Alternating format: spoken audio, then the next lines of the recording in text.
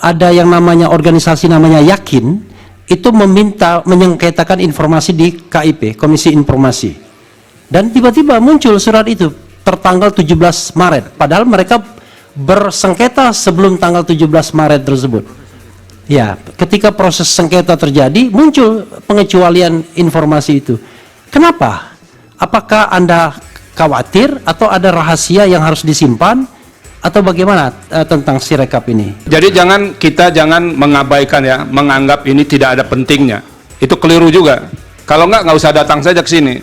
Karena persidangan ini terbuka untuk umum, seluruh masyarakat Indonesia mengetahui, dan mahkamah juga harus menjawab dalil dari permohonan pemohon 1 dan pemohon 3. Dan itu sangat penting sekali supaya menjadi terbuka. Semua dalil akan dijawab oleh mahkamah.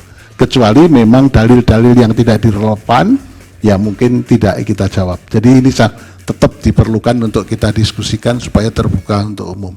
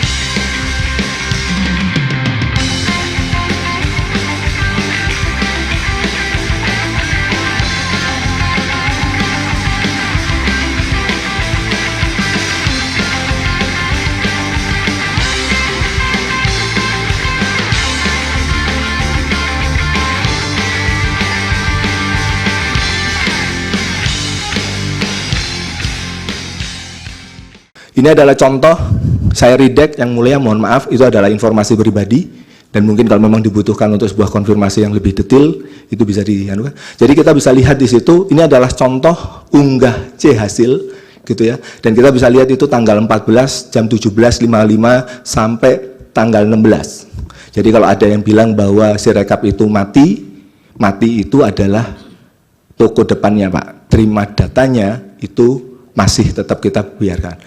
Oke, jadi kita harus lihat bahwa Sirekap itu ada orang store data, ada orang lihat data. Kita bisa saja mematikan untuk store data, untuk melihat data, karena apa? Karena lagi kejar-kejaran membersihkan data yang katanya kotor. Ya, bukan katanya, memang kotor yang harus dibersihkan sama teman-teman KPU. Next, ini unggah C hasil ini letaknya di luar di luar klaster Sirekap gitu ya, sehingga kalau nanti naudzubillah Sirekap itu kehack, maka Logstore itu berbeda klasternya dengan itu. Ini contohnya, kalau tadi terkait dengan orang ngirim, ini terkait dengan log kalau user itu melakukan perubahan. Ada catatannya, siapa melakukan apa, jadi berapa angkanya. Next. Dan perubahan ini juga kita catat di dalam basis data. Oke, ini ada contohnya. Perubahannya jadi berapa saja, jam berapa saja. Jadi satu data itu bisa diubah berkali-kali karena mungkin saja orang itu hanya melihat, oh ya cocok, save. Jadi karena petugas itu saking khawatirnya datanya salah, mereka tuh melihat hal yang sama berkali-kali. Yang mulia. Next.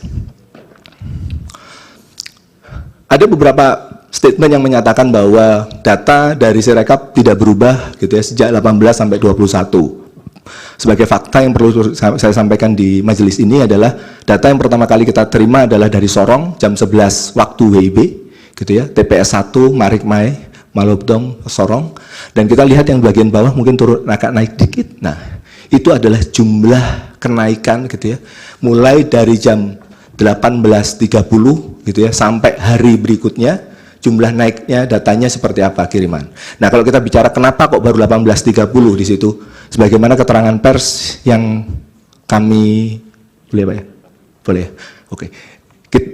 Kita dihantam DDoS sejak pagi dan baru kita bisa revive sampai 18.30 dan terpaksa harus punya banyak perjuangan dan kawan-kawan sampai akhirnya ada ya beberapa tuduhan-tuduhan kita menggunakan itu ini itu ya nggak apa-apa, yang penting 18.30 rekan-rekan itu bisa naik, kita bisa lihat naiknya itu signifikan gitu ya, karena kita belajar ya apapun yang terjadi teman-teman dari daerah harus kita hargai sudah ngambil foto dan mereka harus bisa ngasukin data itu secepat mungkin dan kita bisa lihat kebetulan gambarnya kayak segitiga ya peaknya seperti itu, antriannya begitu.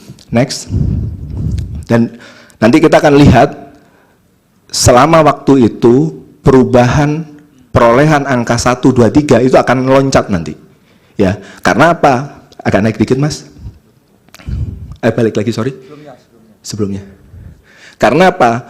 Biasanya yang masuk itu ordernya cuma 100-200 per menit, lalu begitu kita beres dengan urusan DDoS langsung naik datanya dan itu akan loncat nanti, kita akan lihat di akhir ini ya.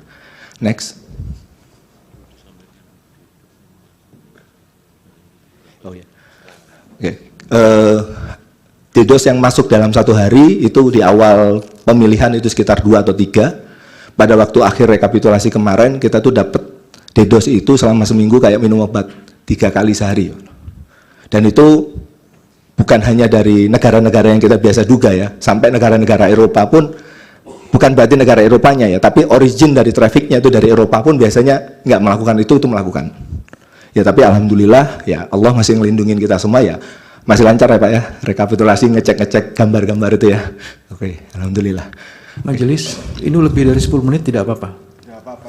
Oh ya, silakan. Tadi sudah disampaikan ini untuk 2 permohonan. Oh ya. Oke. Berikutnya ada data terkesan tidak berubah dengan menggunakan web archive seperti itu, data kotor dan kawan-kawan. Nah, memang perlu harus difahami adalah menggunakan web archive itu hanya melihat halaman depan saja. Kayak Bapak lihat gitu ya, ini kok tokonya sepi ya, tapi Bapak cuma lihat nih dari luar. Kok tokonya sama ya dari hari ke hari? Ya iyalah sama hari ke hari. Coba kamu masuk ke dalam tokonya, masuk ke halaman 2 dari Sirekap, halaman ketiga dari Sirekap, dan Sirekap itu mulai dari nasional sampai TPS, itu 5 level. Jangan lihat dari pintu depan doang. Dan kalau kita bisa lihat di catatan saya, pada waktu kita membuka publikasi itu jam 17, itu ada 46.000 TPS. Ada 46.000 TPS gitu ya, dan itu sekitar 5%. Artinya apa? Ya kalau hanya lihat dari pagar depannya, kalau ada TPS 1 masuk, itu persentase nggak akan berubah Pak. Kan kalau kita bicara ada 46.000, untuk merubah 1%, itu kan butuh sekitar 460 TPS masuk datanya, baru geser 1%. Jadi, dan kita bisa lihat, begitu makin banyak data masuk, persentase akan sulit bergerak, karena apa? Jumlah suaranya itu makin besar untuk menggeser persentase itu, seperti itu. Ya. Lalu kita bisa, jadi kita bisa lihat perubahan itu jam 11 sudah ada, tapi memang begini, walaupun data itu sudah masuk jam 11, kita tidak menayangkan hasil Pak. Kita hanya menyayangkan hasil sampai jam 17. Itu bukan karena DDoS, karena strateginya adalah kita meletakkan beberapa tempat di tempat yang berbeda gitu. Jadi, tapi kita bilang begini, dari pengalaman yang situng ya Pak ya, Pak Hasim, pada waktu kita publish 2 TPS, lalu muncul TPS pertama, itu hasil langsung goyang Pak. Muncul TPS keempat, hasil langsung goyang. Nanti kita kena lagi yang namanya, kok TPS, kok hasilnya Sirekap goyang-goyang lagi kayak hasilnya situng. Nah, oleh karena itu kita kumpulkan dulu, kalau sudah cukup besar, oke, kita buka. Dan itu putusannya adalah jam 17. Memang kita plan itu jam 18, tapi ternyata jam 17 sudah cukup. Terus terkait dengan DDoS itu terkontrol, jadi kita putuskan ya udah kita buka lebih awal, yaitu jam 17. Alhamdulillah. Next. Pilihan katanya harus kami, jangan kita. Nanti hakim terlibat juga di situ. Oh, mohon maaf ya Pak. Nah, jadi ketika kami, mohon maaf Pak, di bahasa Inggris bisa soalnya berdua-duanya Pak. Majelis yang mulia. Ketika kami melakukan plotting dari jumlah, perolehan masing-masing paslon per ini bukan per menit ya, per timestamp ya, kita bilang per time tick gitu ya.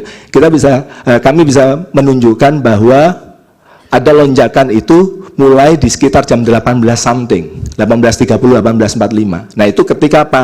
DDoS tadi sudah tertangani, alhamdulillah kita bisa dapat pinjaman IP untuk karena IP kita sudah kompromis. Jadi kita mau pasang firewall, mau pasang apapun, itu tetap digedor server kami, gitu ya. Nah, Tapi begitu sudah ditangani, kita bisa lihat lonjakannya sebenarnya kurang lebih trennya serupa gitu ya, tapi punya gradien yang berbeda. Jadi ada pertumbuhan terus sampai kita ambil plot, karena kemarin disampaikan di saksi ahli yang lain itu adalah sampai 2145, jadi kita plot sampai 2145. Gitu. Kita lihat 2145 itu sebenarnya pertumbuhan perolehan suara dari masing-masing paslon itu seperti apa. Jadi adalah pertumbuhan itu seperti itu. Oke, next. Dan kalau kita bicara terkait dengan pertumbuhannya, kita bisa lihat punya tren yang kurang lebih sama, gitu ya. Dan memang ada pergerakan, saya nggak mau mengomentari angkanya seperti apa, tapi kita bicara ada pergerakan, gitu, bisa membesar, bisa mengecil, namanya juga prosentase, gitu ya, karena tergantung dari pembaginya seperti itu. Dan kita bisa lihat, gitu ya, tadi jam 17.01 yang kita buka itu ada sekitar, ya, tadi 46, gitu ya, dari 46.000, jadi ada 3 juta suara yang sudah masuk seperti itu. Dan persentase ya tumbuh secara kecil karena jumlah suaranya udah relatif lebih besar. Next. Terkait dengan beberapa kemarin disampaikan ada penggelembungan, dugaan-dugaan penggelembungan. Ini contohnya kasus di TPS 7 Rungkut gitu ya. Kita bisa lihat gambar. Jadi kemarin itu disampaikan di salah seorang saksi, oke. Ya, teman di masjid saya sebenarnya beliau, Mas Anas. Oke. Jadi 159 itu ketika kita lihat gambarnya, jadi yang mulai bisa lihat sendiri itu ada linknya, C hasilnya seperti apa. Memang benar C hasilnya adalah 159. Jadi ketika dikoreksi di rekapitulasi ya memang seharusnya seperti itu. Kan? Karena C hasilnya memang bilang 159, tapi pada waktu datanya dimasukkan masih 59. Tapi pada waktu di D-nya, itu ada lampiran di hasilnya, itu sudah dikoreksi jadi balik lagi 159. Jadi bukan penggelembungan karena berbeda antara C dan E, tapi C-nya belum sempat dikoreksi. Itu yang terjadi menurut bahwa pemahaman kami gitu ya terhadap situasi ini. Next. Ini adalah contoh, bukan contoh. Ini ada di hasil dari yang bersangkutan itu ada TPS 7 di sebelah kanan sendiri, gitu angkanya jadi 159. Ya memang karena memang form C hasilnya, image C hasilnya adalah 159. Oke. Udah ya harusnya. Oke. Sudah? Cukup ya? Mulai. Masih kuat berdiri? Masih. Ya, ini sesi tanya jawab. Dimulai dari termohon.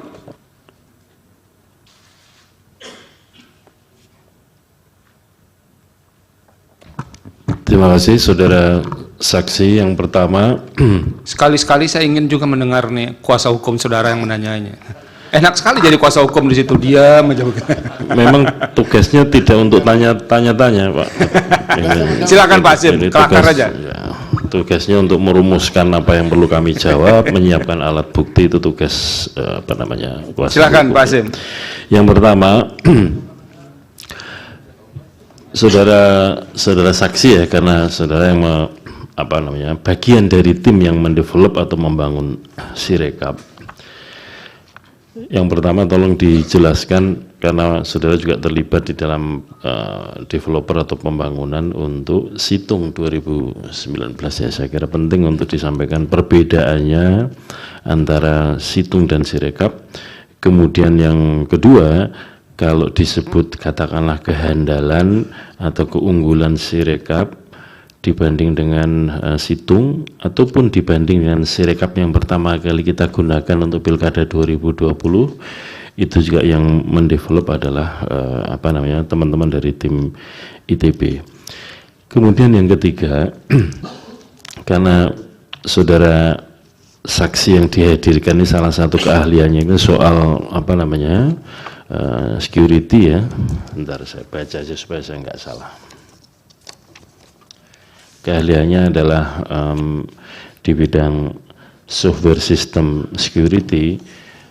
Tolong dijelaskan sekali lagi sekiranya tadi mungkin belum jelas atau perlu pendalaman tentang bagaimana developer atau pengembang Sirekap ini membangun sistem keamanan Sirekap supaya tidak sebagaimana yang menjadi tuduhan, misalkan mudah dijebol, dan kemudian tuduhan tentang ini sebetulnya kalau ada kesalahan itu kesalahan baca by system ya, OCR-nya, atau memang ada orang di balik itu yang menukangi dalam tanda kutip memunculkan angka-angka yang aneh. Kemudian yang terakhir, di dalam beberapa durasi waktu tertentu, saya kira saudara saksi juga mengikuti, ketika pertama kali dipublish atau diunggah, itu di tanggal 14 Februari 2024 atau hari H pemungutan suara pada jam tertentu, nanti saudara saksi perlu tekankan lagi, karena kemarin walaupun tadi di presentasi sudah ada, tapi penting untuk ditekankan lagi, karena kemarin ada saksi yang menyatakan pertama kali diunggah itu jam sekian.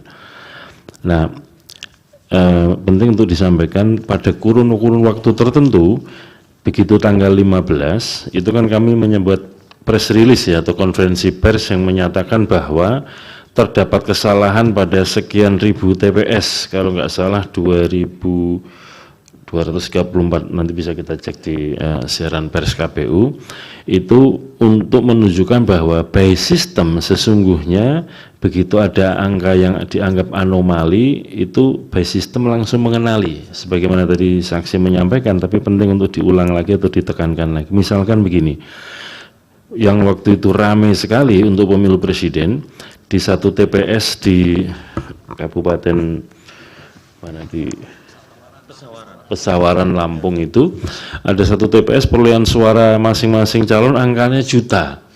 Itu kan dalam konteks ini sudah tidak masuk akal atau anomali, karena jumlah pemilihnya saja maksimal 300. Belum nanti kalau kita cek pemilih real yang terdaftar atau yang hadir di TPS tersebut. Maksud saya tolong dijelaskan bahwa by system istilahnya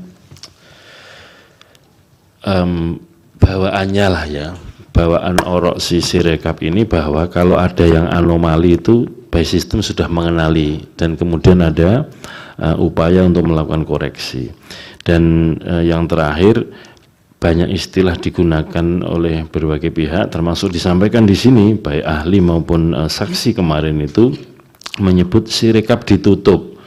Ini sebetulnya ditutup atau tidak? Kalau yang sepengetahuan kami itu kan tampilan yang berupa perolehan hasil dan bentuk diagram itu yang tidak ditampilkan, tapi unggahan form C hasil TPS, kemudian form D hasil rekap di kecamatan maupun kabupaten kota maupun provinsi tetap dilakukan unggah dan tetap dapat akses, bisa dilihat, bisa dibaca, sebagaimana dalam sidang kemarin juga kita akses di sini. Saya kira itu, saudara saksi. Terima kasih. Terima kasih, Pak Hasin. Dari pemohon 1, silakan. Terima kasih, Ketua Majelis. Bagian yang pertama begini, ahli. Di saksi. Oh, saksi. Tapi tadi ahli banget, jadi saya sebutnya. Ya, ini udah bercampur nih praktisi dengan ahli. Ya, Ya, ini makanya hibrid nih, Mas ini. Silakan. Pokoknya kalau Pak Bambang ada aja yang mau dipersoalkan itu, mau campur lah gitu, nggak apa-apa kok. Ya. Untuk memecah suasana, jangan diam-diam terus ini. Iya. Ini untuk kita semua majelis. Bagian pertama begini, saksi kami menjelaskan dia bertemu dengan KPPS di Depok. Tiba-tiba ada perubahan yang terjadi dalam mobil apps-nya dia, atau dalam bukan mobilnya, webnya dia, yang tak terkontrol oleh dia. Ini bukan di KPU-nya ini. Dan itu terjadi di saat jeda. Bagaimana menjelaskan tiba-tiba ada angka yang tak bisa dikontrol oleh dia, padahal dia penguasa angka-angka itu, tapi dia itu berubah sendiri di dalam webnya dia. Itu informasinya. Bagaimana menjelaskan itu dalam Anda sebagai orang yang membuat ini desainnya. Itu satu. Terus kedua, bagaimana menjelaskan ada DPT 204 juta yang bisa dibeli di black web market? Dan tidak pernah ada penjelasan, termasuk saksi ahli sebelumnya, tidak pernah menjelaskan kok bisa dijual di black web market itu. Di mana pertanggungjawabannya? Karena ini akan melanggar prinsip-prinsip dan azas dari pemilu. Itu yang kedua. Yang ketiga, tadi disebutkan ada mobile apps betul ya? Mobile apps itu diinstal oleh masing-masing KPPS dan PPK terutama.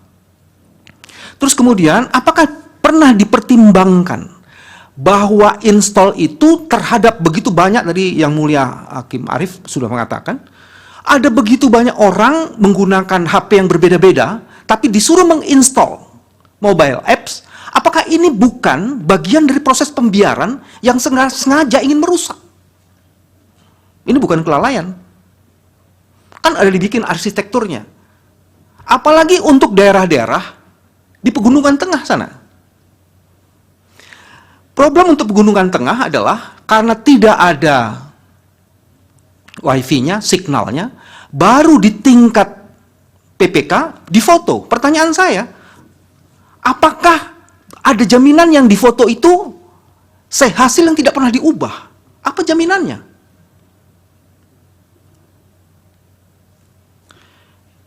Yang paling menarik tadi saya kaitkan dengan ahli yang tadi. Ahli mengatakan kalau sudah selesai si rekap ini udah nggak ada gunanya, dihapus saja.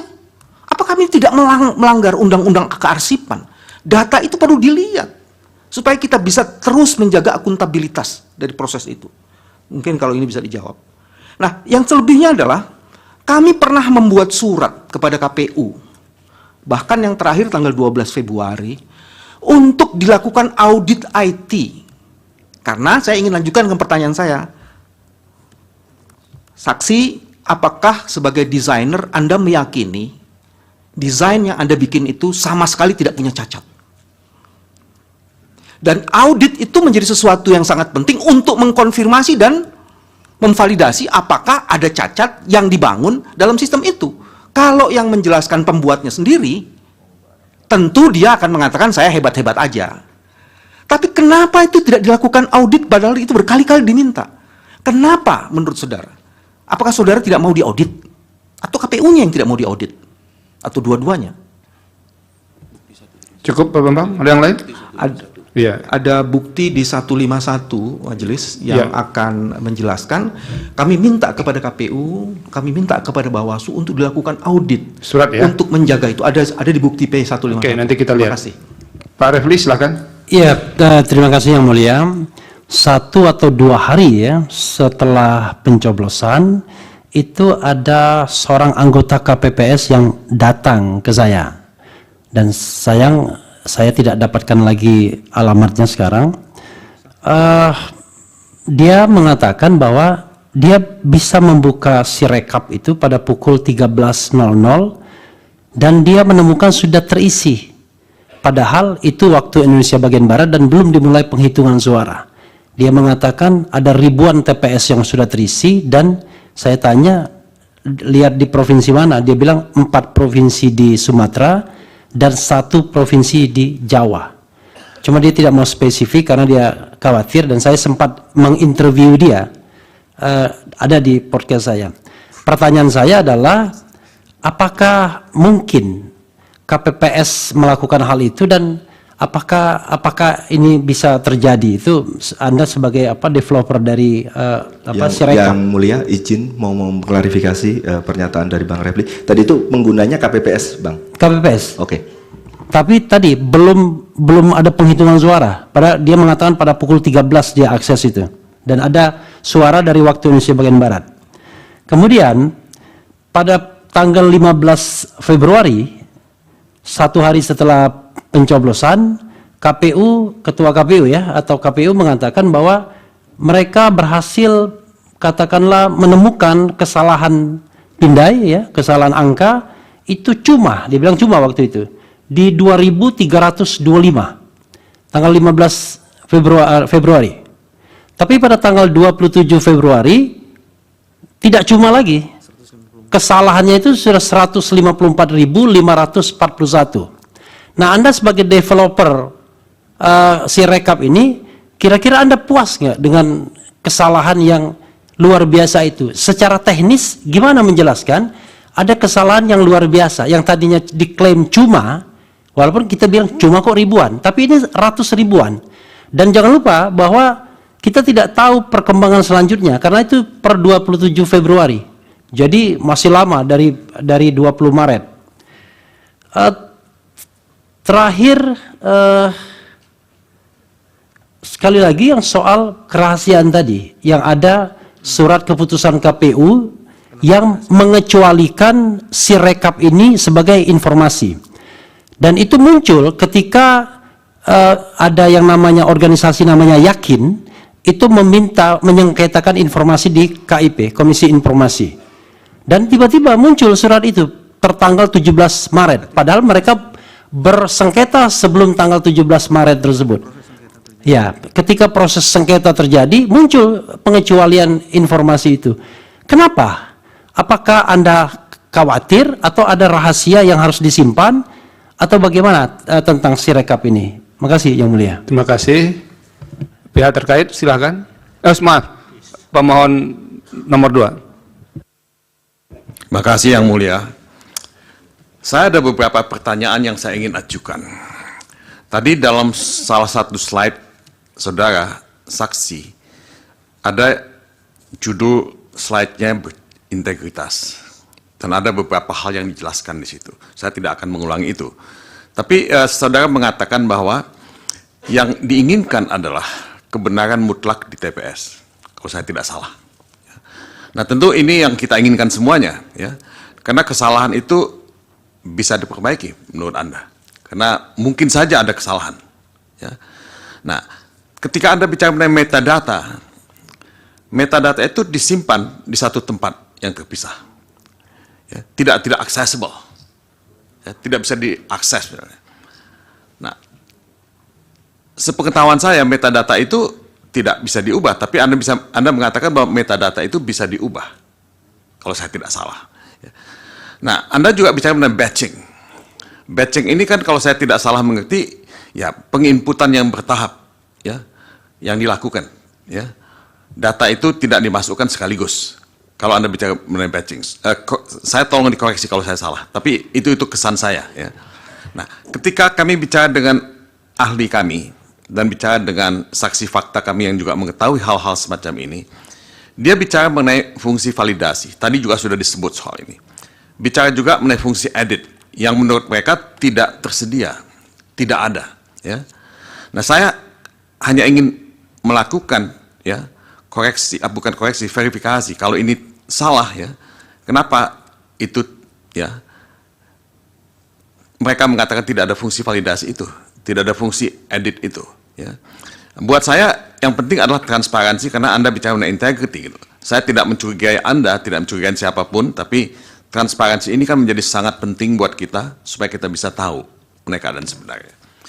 Nah, tadi juga saksi bicara mengenai penggelembungan suara yang membantah apa yang dikatakan oleh saksi fakta yang kami ajukan kemarin, yang menyebutkan beberapa puluh juta angka yang potensial ya bisa digelembungkan. Nah, tentu dia punya data, saudara saksi juga punya data dan sudah membantah itu, tapi bagaimana menjelaskan ini kalau kita tidak bisa melakukan audit? Makanya saya ingin mengajukan satu usulan kepada Majelis Hakim yang mulia. Dengan perbedaan-perbedaan ya presentasi dan interpretasi yang dilakukan oleh masing-masing ahli dan saksi fakta, apakah tidak mungkin kepada mereka-mereka ini juga diberikan kesempatan untuk dikonfrontasi dalam satu pemeriksaan? Kalau tidak, kita tidak akan bisa menemukan kebenaran yang sebenarnya. Saksi fakta dari termohon akan mengatakan A, saksi fakta dari pihak pemohon akan mengatakan B. Nah, saya tidak tahu karena mekanisme ini tidak ada pada MK, tapi untuk mencari kebenaran dalam konteks satu persoalan pilpres yang sangat strategis, sangat penting buat kita dalam kehidupan berbangsa dan bernegara, menurut saya ini sangat penting gitu, untuk dipertimbangkan. Nah, jadi konfrontasi ini mungkin juga bisa menjawab karena kemarin ada yang mengatakan, tadi sebenarnya ahli mengatakan bahwa apa yang dikatakan oleh saksi fakta dan ahli kami itu semacam pepesan kosong. Misalnya.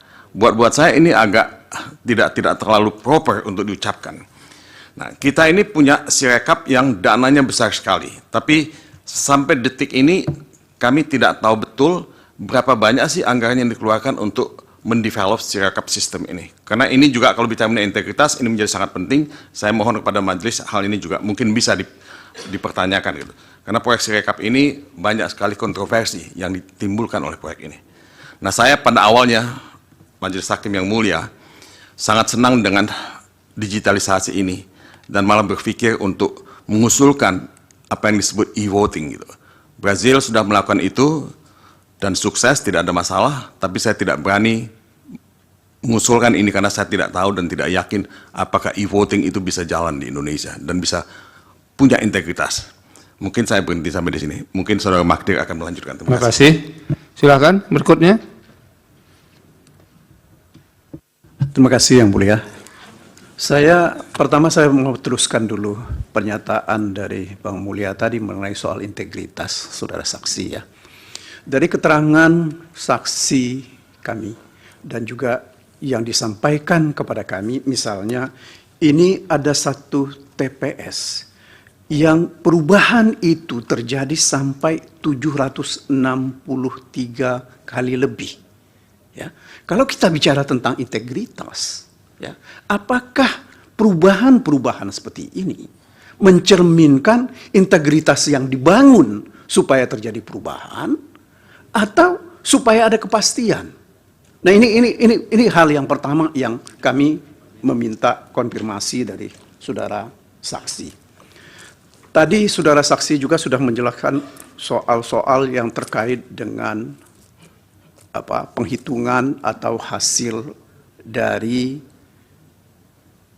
Sirekap ini, ya. Dalam pemahaman kami yang juga dari diskusi dengan saksi dan ahli kami itu bahwa suara total itu adalah suara sah dan tidak sah. Kemudian suara sah itu adalah suara yang diperoleh oleh paslon 1, paslon 2, dan paslon 3. Akan tetapi yang terjadi yang kami lihat adalah bahwa perubahan-perubahan angka ini selalu tidak bersesuaian, angka yang ditampilkan sebagai hasil ini. Ya. Nah, menurut saudara ahli, ya, menurut saudara saksi, apakah ini salah satu bentuk integritas dari program yang saudara bangun? Atau sekali lagi, ini adalah untuk menyembunyikan sesuatu? Itu yang kedua. Kemudian yang lain lagi yang kami juga ingin mendapatkan penjelasan dari saudara saksi adalah kecenderungan dari perolehan suara yang tetap. Ya. Meskipun begitu banyak suara yang masuk untuk ketiga paslon ini, tetapi hampir tidak terjadi perubahan pada persentase yang diunggah oleh Sirekap. Ya, kan mestinya meskipun ini sebab yang kita lihat memang ada jeda terlalu lama. Ya, seolah-olah ini jeda yang lama ini adalah sebagai upaya agar supaya perolehan itu bisa terjadi secara tetap. Ini yang membuat orang juga sangat mencurigai ya fungsi dari penyalahgunaan fungsi dari Sirekap ini. Yang ketiga, saya ingin juga meminta komentar atau pendapat keterangan dari saudara saksi. Kalau saksi dan ahli kami kemarin mengatakan bahwa total perubahan itu terjadi pada 441.450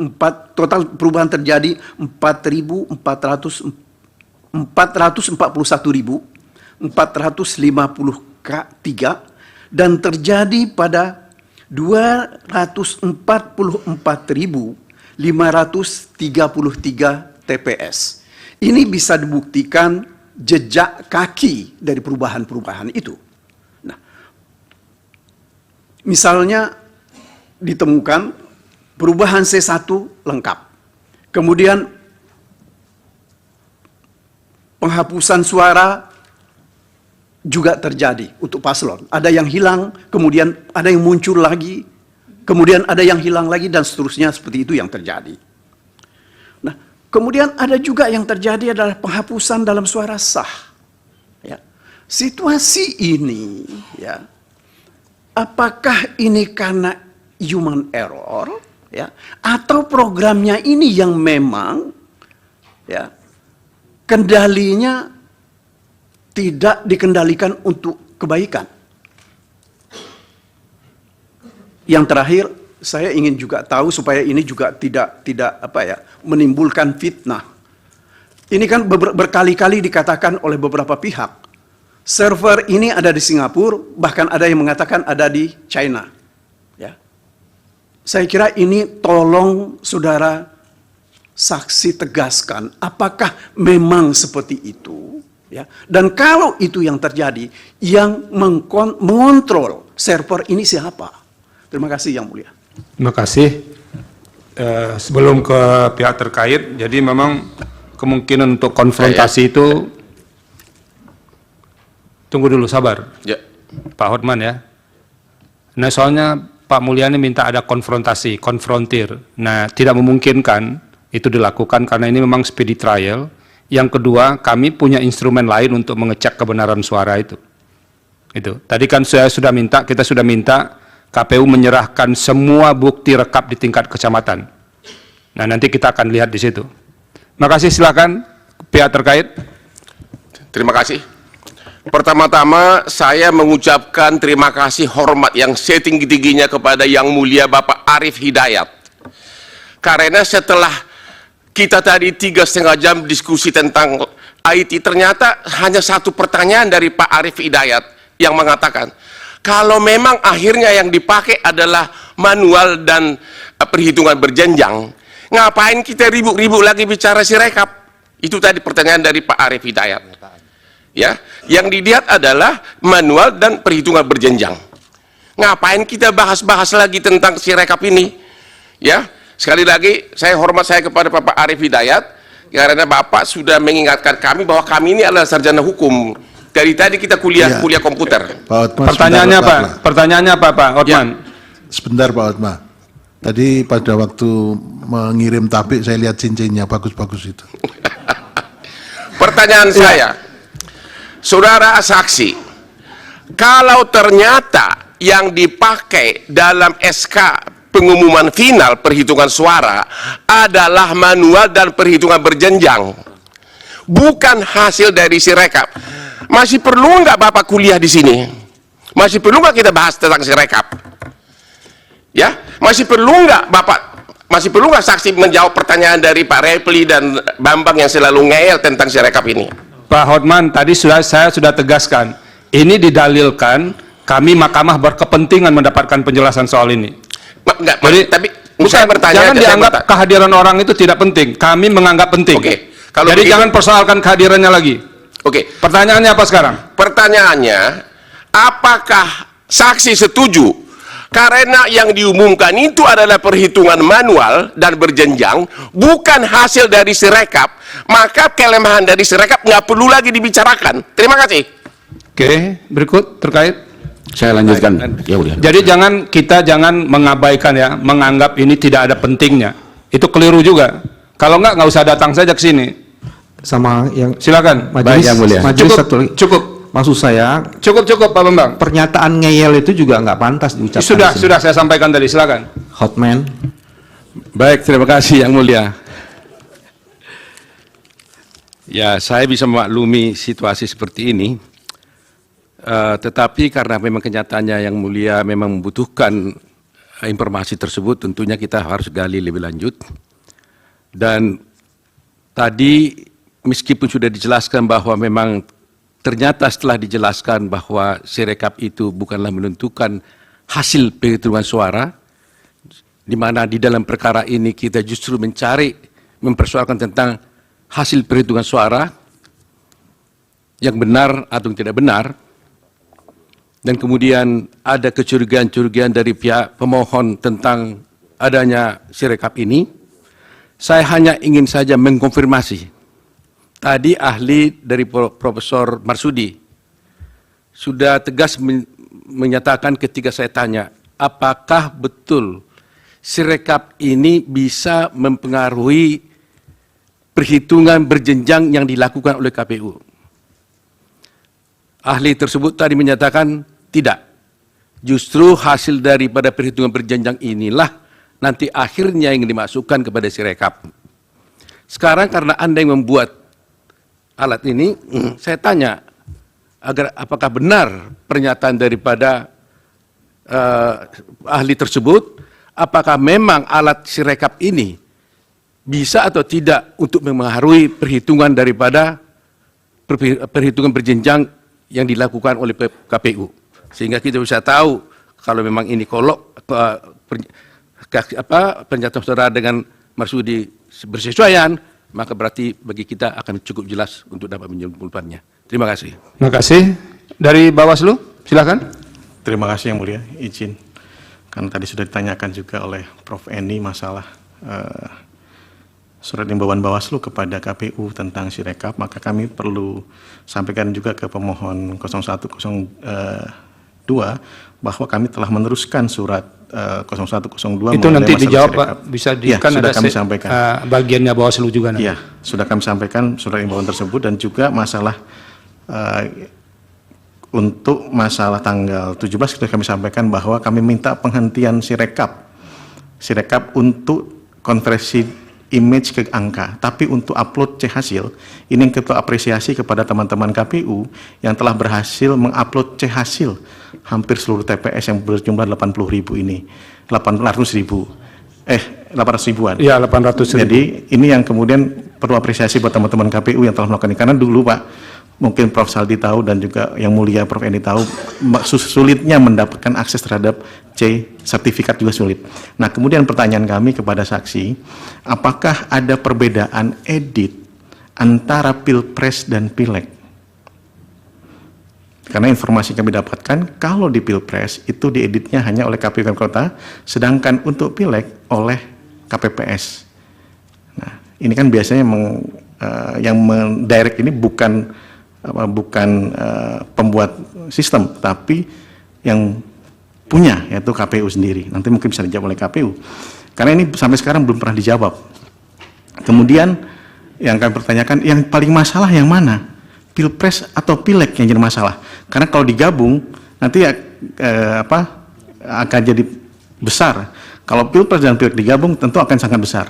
Karena ini terbukti pada saat permohonan untuk sengketa hasil Pileg kan lebih banyak daripada Pilpres. Oleh sebab itu inilah perlu disampaikan. Saya kira demikian Yang Mulia. Terima kasih. Pimpinan sidang, Ya. Prof. Saldi, Pak Ketua mohon izin. Untuk supaya clear kita ya, begini. Di dalam permohonan pemohon 01 dan pemohon 03, itu ada dalil yang mempersoalkan Sirekap. Sehingga mahkamah harus menjawab dalil itu dalam rangka untuk memutus. Gimana sih penggunaan Sirekap ini? Oleh karena itu, Mas Hotman Paris, proses yang mempertegas dan proses dalam rangka persidangan untuk mengetahui bagaimana sebenarnya duduk persoalan Sirekap, maka tetap diperlukan dan penting untuk kita ketahui bersama.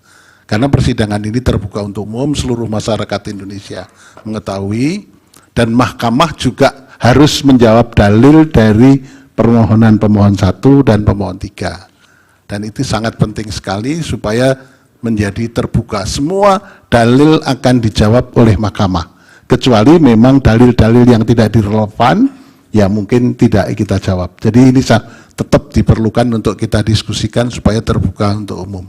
Terima kasih. Terima kasih Yang Mulia atas tanggapannya. Tapi menurut kami, berhubung sudah dijawab bahwa yang dipakai adalah manual sama perhitungan berjenjang, itulah jawaban atas permohonan itu, bukan lagi Sirekap. Terima kasih. Pak Hotman yang menjawabnya nanti bukan kuasa hukum pihak terkait loh, hakim yang akan menjawab. Ya, jadi jangan kita diarah-arahkan mau menjawab kemana begitu. Silakan. Saksi. Baik, terima kasih Yang Mulia. Baik, saya mohon maaf kalau mungkin ada yang tertinggal, nanti bisa kalau diizinkan bisa yang bersangkutan untuk menanyakan kembali. Jadi saya mulai menjawab dulu. Saudara saksi, kalau yang mirip dijawab gabungan saja, nggak usah per orang ya, supaya agak lebih efisien juga. Baik, jadi ketika tadi ditanyakan terkait dengan penanyaan bahwa apa sih yang membedakan Situng Sirekap 2020, Sirekap 2024. Jadi di Situng tadi sudah disampaikan bahwa yang menginput itu adalah pertama, jadi para KPPS itu harus melakukan salinan sejumlah saksi, dan itu relatifly kalau kita bicara itu juga relatifly yang sangat membuat capek buat rekan-rekan di KPPS ya. Habis itu yang nanti akan melakukan scan, input dan kawan-kawan itu akan dilakukan oleh teman-teman di kabupaten kota. Di Situng 2020 itu sudah mulai diotomasi gitu ya, tapi jumlahnya hanya 3 halaman. Beda dengan Situng 2024 yang satu TPS-nya jumlahnya 75 halaman. Jumlah TPS yang terlibat saya kurang hafal 200 atau Sirekap 2020 Pak. 270 kabupaten ya. Kalau yang ini jumlah pemilihannya lebih banyak, jumlah TPS-nya jauh lebih banyak. Kalau nggak salah sekitar 200 ribuan seperti itu. Jadi secara scale itu berbeda kita bicara. Nah, ketika kita bicara terkait dengan bagaimana development Sirekap itu gitu ya. Nah, kami memiliki ada tim tester, ada tim developer, ada tim security, tim infra, tim basis data. Dan itu tim yang segregated. Karena saya kebetulan adalah security, jadi saya harus ngecek semua kerjaan. Makanya kayaknya itu sebabnya saya yang harus datang ke sini untuk menjawab pertanyaan di majelis ini. Oke. Nah, ketika kita bicara terkait dengan apakah mungkin orang di dalam itu melakukan pengubahan atau seperti itu, kalau kita bicara, kalau dia punya authorization, dia bisa. Tapi itu sebabnya kalau di kasus yang Lampung tadi, itu kita bisa tahu itu siapa yang melakukan, jam berapa dia melakukannya, IP-nya berapa, kita semua catat. Karena di dalam security itu ada 2 pendekatan. Yang pertama kita mencegah kejahatan atau kita mencatat kejahatan. Karena orang kan kalau kita bisa mendeteksi, oh ini penjahat, ini orang baik, nah kita lakukan pencegahan. Tapi kan bisa saja orang yang kita deteksi sebagai orang baik, ternyata lambat laun dia melakukan kejahatan.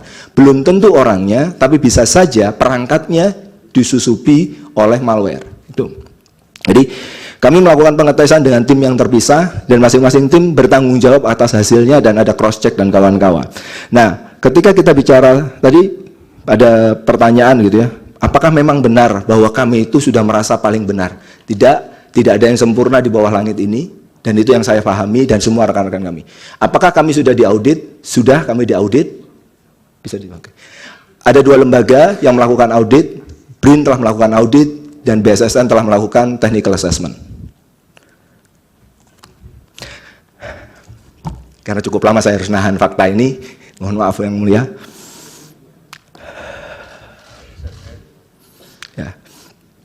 Nah, jadi kami sudah diaudit, gitu ya. Terima kasih dukungan dari para lembaga negara tersebut, gitu ya, mendukung kami untuk menjadi lebih baik seperti saat ini. Walaupun tadi ada banyak kekurangan dan kawan-kawan, ya, saya ambil pekerjaan ini, saya mau turun dari kampus, ya karena saya pengen belajar, pengen zakat ilmu, gitu ya. Kalau dosen nggak terlalu banyak duitnya, maka zakatnya lewat ilmu, bismillah. Nah, ketika kita bicara terkait dengan pada hari H diunggah pertama kali gitu ya, lalu sistem itu bagaimana sih melakukan pengecekan? Tadi sudah disampaikan, kami akan mendandai data-data yang kita anggap, saya menyebutnya visi atau aneh secara anomali. Tapi kita tetap terima, kita tetap terima karena yaitu tadi ada statement yang sudah menyatakan bahwa di salah satu screenshot itu ada juga menyatakan bahwa ini data ini sudah benar. Jadi itu statement KPPS, ya sudah kita ambil statement itu. Nah, kami punya pengecekan secara rutin, tapi kita tidak mengaktifkan pada saat pertama untuk take down.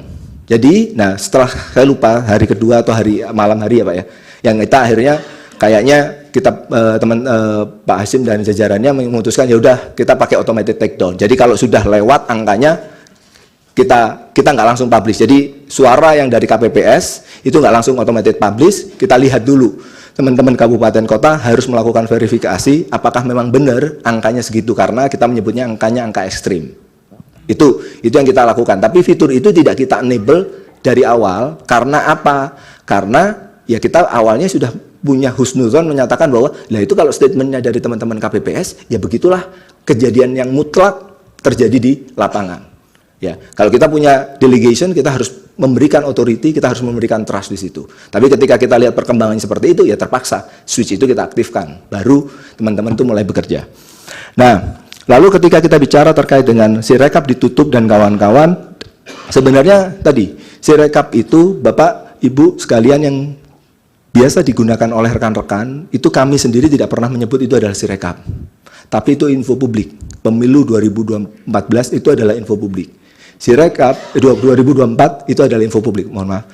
Sirekap seperti websitenya mungkin sirekap-web.kpu.go.id, itulah tempat orang nyetor data, memperbaiki data, dan kawan-kawan. Nah, itu yang sebenarnya tidak pernah tutup. Sampai sekarang juga untuk keterbukaan informasi publik, teman-teman di daerah masih berusaha mengumpulkan hasil yang masih belum ada gambarnya di ini. Sekaligus juga melengkapi kayaknya form rekapitulasi ya Pak ya, hasil rekapitulasi. Jadi kita punya mekanisme itu. Nah, kalau kita bicara kenapa kok sempat dihentikan proses update ke dalam info publik atau pemilu 2014, atau kalau masyarakat menyebutnya adalah Sirekap gitu ya. Nah, pada waktu itu adalah karena kita tidak yakin gitu ya, karena kita tidak yakin bahwa ini data yang sudah kita terima benar atau enggak. Ya sudah, yang sudah masuk kita bereskan, yang sedang dalam antrian ya jangan keluar dulu, nanti keluar kotor disalahkan lagi, repot lagi kita nggak pernah tahu mana air bersih mana air kotor. Jadi itu dugaan saya, karena ya saya tergantung dari arahan dari tapi itu setelah kita berdiskusi seperti itu kebatinan yang saya tangkap adalah oke, karena tidak yakin dengan data yang baru ini malah jangan-jangan bikin blunder, stop dulu, yang sudah keluar kita bersihkan, yang baru masuk kita sembari filter itu pelan-pelan. Jadi itu yang kami pahami. Nah, terkait dengan perbaikan tadi banyak sekali menyatakan bahwa mohon maaf buat pemohon yang menyatakan bahwa menganggap saya dengan saksi secara personal saya mengenal gitu ya. Saya tidak menganggap bahwa yang bersangkutan adalah bilang sesuatu yang salah, tapi saya hanya mengomentari satu kasus tentang dugaan penggelembungan. Saya nggak bicara tentang puluhan juta. Saya bilang kemarin sempat menyebut sebuah TPS ketika kami cek datanya bahwa ternyata angka itu diubah karena begini. Untuk yang tuduhan yang lain bagaimana? Saya tidak bisa tahu, karena kalau ada data TPS-nya, kalau TPS ini, kita bisa lihat dan kita bisa cross-check D-nya bagaimana, C-nya bagaimana. Oke, yang saya sebutkan hanya satu TPS saja. Jadi dan itu tidak bisa diambil mengatakan bahwa saya lebih benar dari yang bersangkutan, tidak, sama sekali. Bismillah, moga-moga tidak. Oke. Nah, ketika kita bicara terkait dengan bahwa ada banyak sekali perubahan gitu ya. Tadi mungkin dari penasihat hukum di pemohon menyatakan sampai 763. Saya tidak bisa mengkonfirmasi itu karena saya nggak punya laptop, dan saya juga butuh data bahwa itu TPS berapa supaya kami bisa konfirmasi. Tapi angka 763 itu luar biasa besar sebenarnya. Jadi kami kalau memang itu ada data TPS-nya bisa disampaikan ke KPU untuk kita lakukan investigasi bersama-sama. Nah, selanjutnya, ada beberapa pertanyaan yang kita lanjutkan bahwa ada saksi yang menjelaskan bahwa di KPPSB Depok itu bahwa webnya dia tidak bisa dia kontrol. Nah, saya tidak yakin yang bersangkutan menceritakan dengan tepat ya, karena KPPS tidak punya akses ke web, dia punya aksesnya ke mobile. Jadi saya tidak tahu web yang mana yang bersangkutan maksudkan, gitu ya. Terus terkait dengan pertanyaan tentang DPT 204 juta, itu bukan kapasitas saya untuk menjawab karena saya tidak mengerjakan terkait. Jadi Sirekap itu tidak ada data pribadi kecuali data user saja, gitu ya. DPT itu adalah sistem yang berbeda, adalah sidalih dan itu tidak dikerjakan oleh Institut Teknologi Bandung. Berikutnya mobile apps ya, tadi disampaikan bahwa kan beda-beda. Apakah itu bukan bentuk pembiaran? Nanti bagaimana kalau ada TPS yang akhirnya nggak punya KPPS foto kamera, lalu yang moto adalah sampai di PPK. Nah, itu sebabnya kita agak menurunkan bahwa boleh satu handphone itu dipakai oleh 2 orang.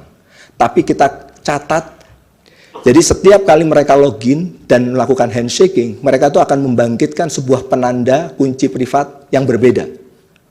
Jadi kalau saya login di handphone ini, selanjutnya saya TPS 1, lalu berikutnya adalah Pak Hasim, TPS 2, maka kunci private saya berbeda dengan kunci private-nya Pak Hasim. Izin majelis mumpung topik ini supaya dijelaskan mulai dari misalkan katakanlah ya kategori handphonenya, lalu misalkan siapa penggunanya, mengidentifikasinya pakai nomor handphone atau pakai email atau pakai apa. Ya. Terima kasih. Jadi setiap pengguna itu akan diberikan activation link yang berbeda-beda. Lalu dia akan men-setup login dan passwordnya. Nah, tadi ada beberapa kendala ketika kita uji coba nasional dan bukan BIMTEK ya. Benar-benar pada waktu uji coba nasional, yang pertama kita sadar bahwa ada beberapa TPS itu yang co-location. Jadi di tempat yang sama, tapi yang punya handphone cuma 2 orang dari 14 KPPS ya, 7 sama 7. Ya sudah, kalau gitu mereka team force. Artinya apa? Walaupun ada 2 KPPS, tapi pakai 2 handphone. Nah, itulah yang kita turunkan istilahnya, kita membolehkan ada 1 handphone dipakai oleh 2 orang. Tapi dalam satu waktu itu hanya 1 yang aktif, dan setiap kali pindah user akan ada pembangkitan kunci yang berbeda, sehingga kita bisa tahu pada waktu digital signature ini file dari mana. Karena kan kalau kita lihat fingerprint dari mobile device-nya kan akan sama ya, maka benar-benar digital signature-nya harus kita bangkitkan berkali-kali. Itu teknisnya, ya itu yang kami lakukan. Dan itu juga salah satu bentuk buat kita membuat menjadi lebih mudah untuk diterima oleh masyarakat. Terkait dengan ancaman bahwa, loh kalau yang ngefoto adalah PPK, bagaimana? Mungkin saya bisa nanya, kalau situng, kalau belum ada situng, apakah ada foto itu? Itu kan yang jadi aneh. Terkadang teman-teman itu menyatakan bahwa Sirekap itu ditutup, tapi gambar masih ada. Sirekap mati, gambarnya nambah. Sirekap salah, apa buktinya? Ini gambarnya. Loh, bukannya gambar itu adalah Sirekap. Loh, tapi datanya beda. Loh, ya oke, kita perbaiki. Jadi ada data, ada gambar, ada chart, itu adalah data yang ada di Sirekap. Dan itu yang menyebabkan juga kayaknya saya merasa bahwa saya nggak kebayang dari Pak Hasim nih. Kayak kupingnya panas gitu ya, sampai ya udahlah dimatiin datanya. Habis itu banyak masyarakat sipil yang menyatakan bahwa, loh kok datanya dihapus sih? Ya, tapi kan pertanyaan berikutnya, kalau datanya salah, dan itu tebakan saya, ini sorry ya, saya bukan ahli tapi sok taunya saya, kenapa itu termasuk informasi yang dikecualikan? Karena KPU tidak pede dengan kualitas data C hasilnya. Yang data, bukan kalau gambar. yang itu biar dijawab oleh apa? Oleh KPU tadi, yang Baik. terkait dengan pengecualian, Pengecualian. informasi yang dikecualikan itu. Mohon maaf yang boleh. Jadi itu yang dilakukan berkali-kali bahwa kami tidak pernah mematikan Sirekap untuk menerima, memproses data, dan lain sebagainya. Jadi teman-teman KPPS, teman-teman PPK, teman-teman di kabupaten kota itu selalu akan mengupdate, memperbaiki data itu sendiri. Audit sudah. Lalu ada sekian banyak data gitu ya. Tadi dari Pak Refli Harun menyatakan bahwa ada salah pindai, lalu ada di kemudian hari malah yang salah pindah itu sampai ratusan ribu, begitu ya di tanggal 27. Apakah secara teknis saya pribadi saya tidak bisa mengatakan institusi, apakah tidak puas? Ya, tidak puas. Apakah ingin memperbaiki? Ya, ingin memperbaiki. Nah, tapi mungkin yang perlu harus kita sadari, saya bukan mencari justifikasi, ya, tapi saya menjelaskan konteks dari permasalahan ini. Akurasi yang kami uji cobakan dengan menggunakan dataset standar MINIS yang biasa dipakai itu 60.000 itu sudah 99% yang mulia. Akurasinya 99%. Artinya adalah 1 chance dari 100 akan salah. Artinya kalau kita punya 820.000 akan ada 8.200 sekian yang salah. Apa yang disebut salah? 75 halaman itu salah semua angkanya. Tapi kan seringkali karena nilai setitik rusak susu sebelah. Oh, TPS ini salah. Karena apa? 1 karakter salah. Jadi untuk meraih menjadi 100% di praktik itu sangat sulit untuk dicapai. Karena apa? Jumlah TPS-nya luar biasa besar, jumlah angkanya terlalu banyak, jumlah lembarnya juga banyak. Tapi apakah tidak menjadi tantangan ya secara individu untuk memperbaiki? Ya. Gitu ya. Tapi mohon maaf sekali lagi bahwa kami saat ini kondisinya begini. Dan kita sudah punya beberapa hal yang kita harus introspeksi untuk meningkatkan kinerja dari OCR dan OMR. Tentang kerahasiaan Sirekap gitu, saya tidak membahas masalah itu. Lalu berikutnya ada dari terkait dengan pertanyaan dari pemohon Pak Todung terkait dengan integritas yang bersifat mutlak dari TPS. Nah, pertanyaannya adalah tentang metadata yang tidak aksesibel. Metadata tersebut ada di dalam file yang Bapak lihat dan Bapak download di pemilu 2024. Jadi bukan di database-nya kita. Tidak, itu file itu lihat bagian akhirnya, itulah metadata signature di situ. Kenapa kok tidak kita taruh di EXIF di tempat yang biasanya? Tadi saya sampaikan, kalau ditaruh di situ, kalau nanti ditransfer lewat WA, EXIF itu akan hilang. Ditransfer lewat email, EXIF itu akan hilang. Karena itu biasanya dipakai untuk perlindungan privasi, Pak. Jadi EXIF itu itu beberapa tekniknya. Oleh karena itu, supaya nanti kalau nanti kita ditanyakan file ini benar atau enggak, ya kita lihatnya dari file itu, tidak lihat lagi dari EXIF-nya tadi. EXIF itu adalah metadata. Orang biasanya menyebut JPEG, PNG, itu ada EXIF, nah itu adalah metadata. Kita taruh metadatanya di belakang filenya. Jadi tidak perlu minta tolong KPU, signature-nya file ini enggak, Bapak download, Bapak bisa. Dan malah minta izin majelis, itu namanya apa tadi? Disimpannya di mana tadi? Bisa tampilkan, Mas? Biar bisa dicek. Terima kasih. Di bagian paling belakang dari file. Jadi ada dua tipe file yang kita bisa pakai, JPEG atau salinan C hasil digital. Itu semuanya punya digital signatures atau hash yang ada di belakang.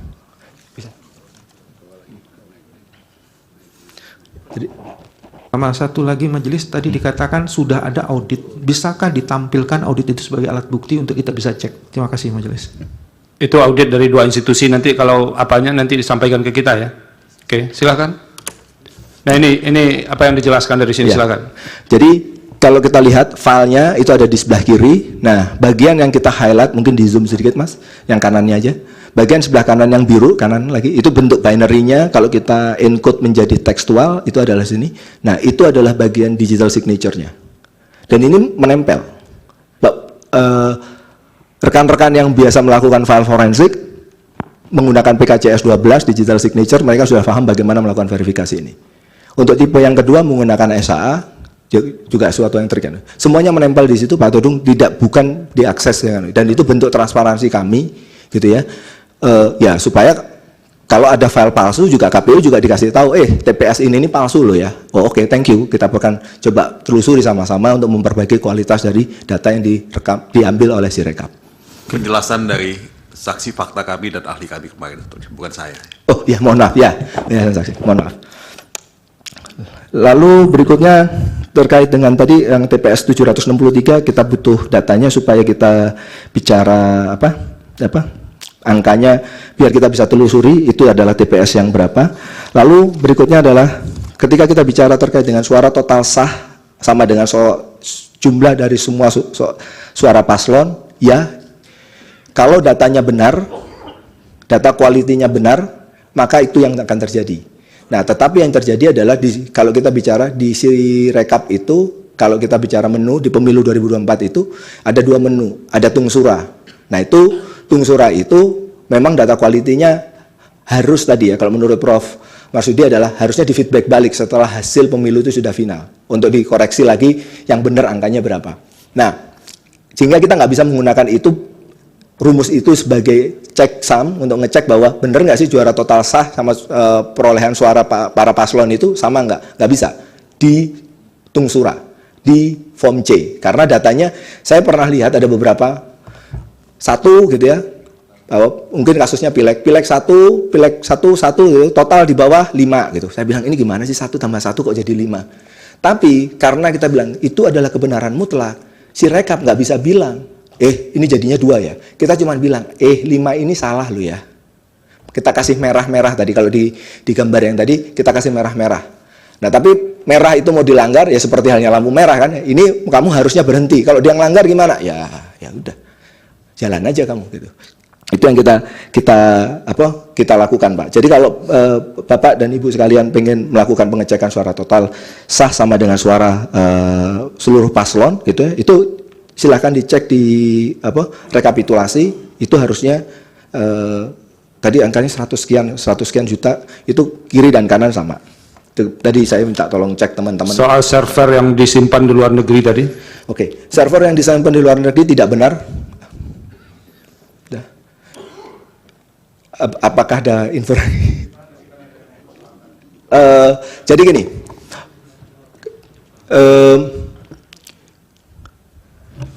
kami melakukan kesalahan, kami melakukan kesalahan, gitu ya.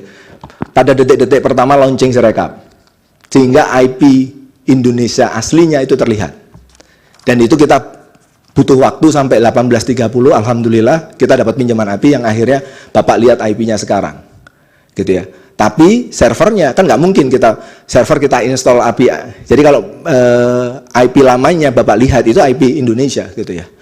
Seperti itu. Tapi IP barunya itu IP shadow yang kita istilahnya IP Anycache yang kita sewa supaya orang nggak tahu IP baru dari Sirekap gitu ya. Tempatnya masih sama karena nggak mungkin tanggal 14 sudah install di suatu lokasi, terus dalam waktu 3 jam kita sudah install di tempat lokasi yang berbeda di Singapura, di Perancis gitu, enggak gitu. Jadi lokasinya ada di area Jakarta gitu ya. Ya, untuk lokasi pastinya saya tidak bisa. Dan mungkin kalau kita bicara siapa penyedianya, mungkin Bapak dan Ibu sekalian sudah tahu. Itu jadi informasi publik di sidang KIP kemarin. Masih ada lagi yang mau dijelaskan? Tadi yang dari Bawaslu. Bawaslu, oke. Iya, fungsi edit. Mohon maaf. Ya. Jadi ketika ada fungsi edit, apakah memang ada fungsi edit di TPS?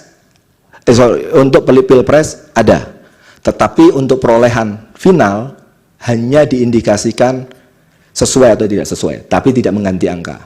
Tapi untuk acara administratif atau yang detail-detail yang lain itu bisa diedit, tapi hanya untuk perolehan final itu hanya menyatakan bahwa ini sesuai atau tidak sesuai. Kalau nanti tidak sesuai, maka akan diperbaiki oleh teman-teman di kabupaten kota.